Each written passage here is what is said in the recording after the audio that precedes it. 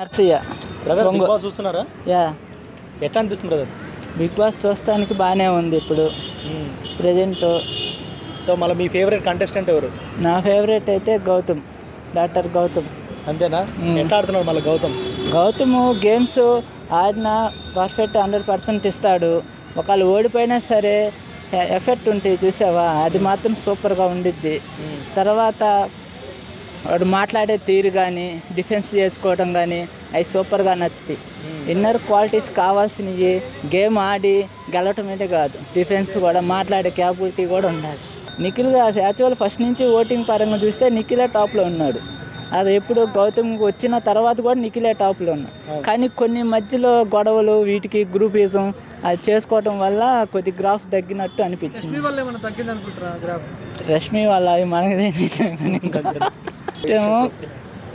First Gautam, తర్వాత నిఖిల్.